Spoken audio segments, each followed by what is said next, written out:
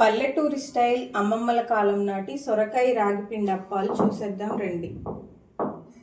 అండి, welcome to my channel Gunupudi vlogs. ఈరోజు tasty and healthy సొరకాయ రాగి రొట్టెలు చూద్దాం రండి. ముందుగా కావలసిన పదార్థాలు: 1 కప్పు బియ్య పిండికి 1 కప్పు రాగి పిండి తీసుకోవాలి. 1 కప్పు సొరకాయ తురుము తీసుకోవాలి. ఆనియన్స్ 2 నుంచి 3 ఆనియన్స్ సన్నగా తరిగి పెట్టుకోవాలి.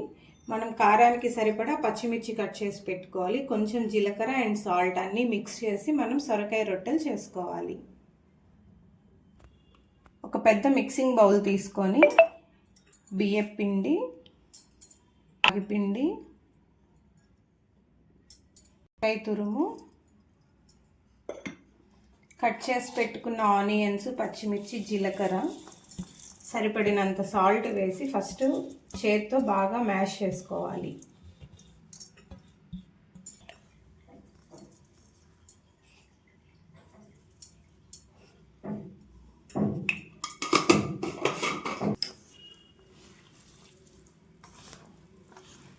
సొరకాయ తురుములో వాటర్ ఉంటుంది కదండి, ఆ వాటర్ తోటి ఫస్ట్ మ్యాష్ చేసుకోవాలి. తర్వాత అవసరమైతే కొంచెం కొంచెంగా వాటర్ యాడ్ చేసుకుంటూ చపాతీ ముద్దలాగా కలుపుకోవాలి. నాకైతే సొరకాయ తురుముతోటి ఈ విధంగా వచ్చిందండి. ఇంకొంచెం వాటర్ యాడ్ చేసుకొని ముద్దలాగా కలుపుకుంటే సరిపోతుంది. సొరకాయలో ఉండే వాటర్ కంటెంట్ని బట్టి మనకి వాటర్ ఎక్కువ తక్కువలు పడవచ్చు. నేనైతే కొంచెం వాటరే సరిపోయిందండి నాకు.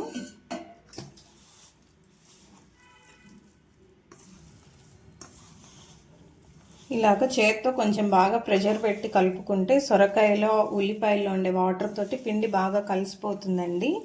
మనం అలా చేయకుండా ఎక్కువ వాటర్ కానీ వేసినట్లయితే పిండి మరీ ఎక్కువ లూజ్ అయిపోతుంది. ఈ విధంగా వస్తే సరిపోతుంది. మనం రొట్టె చేసుకునేటప్పటికి సరిపోతుందండి.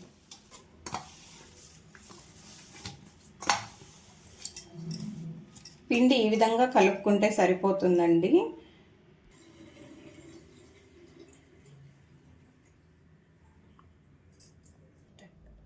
మనం ఈ రొట్టెని దోస పెనం మీదైనా వేడి చేసుకోవచ్చు, లేదా నూనెలో అయినా ఫ్రై చేసుకోవచ్చు. నేను ఈరోజు దోస పెనం మీద చేస్తున్నానండి రొట్టెల్లాగా.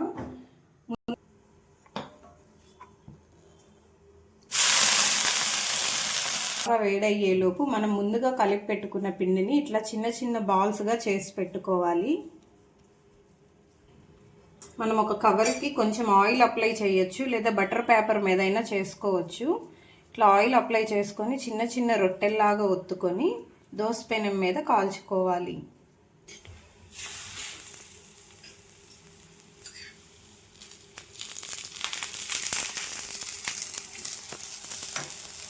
ఇలా కొంచెం ఆయిల్ వేసిన తర్వాత మూత పెట్టి 2 వైపులా దోరగా వేగించుకోవాలి. ఇలా ఒక వైపు కాలిన తర్వాత రెండో వైపుకు తిప్పుకోవాలి.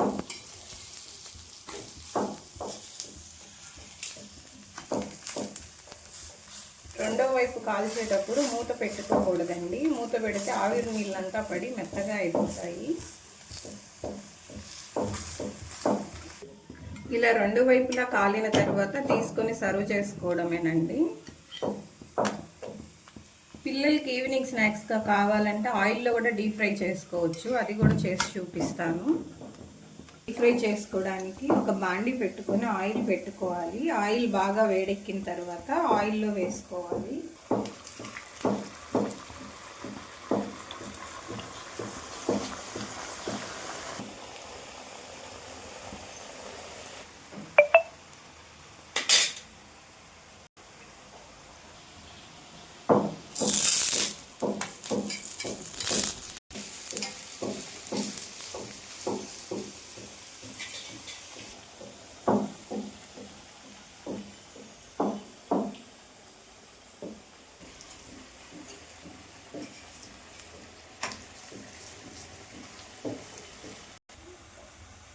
ఈ విధంగా నూనెలో వేగిన తర్వాత తీసి సర్వ్ చేసుకోవడమేనండి. ఇలా నూనెలో అయినా వేగించుకోవచ్చు, పెనం మీద అయినా కాల్చుకోవచ్చు.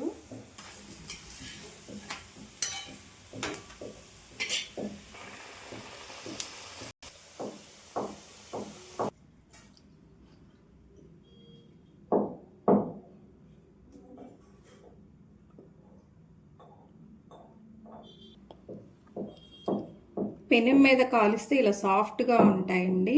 ఆయిల్లో ఫ్రై చేస్తే ఇలా క్రిస్పీగా ఉంటాయి.